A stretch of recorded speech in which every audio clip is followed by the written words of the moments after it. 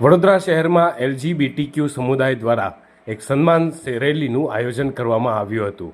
Supreme court દ્વારા third જેન્ડરને માન્યતા આપ્યા બાદ પણ સમાજમાં થર્ડ જેન્ડરને અલગ રીતે જોવામાં આવે છે, ત્યારે તેના વિરોધમાં LGBTQ સમુદાય દ્વારા વડોદરાના ફાઇન આર્ટ્સથી લઈ ફતેહગંજ સુધી રેલી યોજવામાં આવી હતી.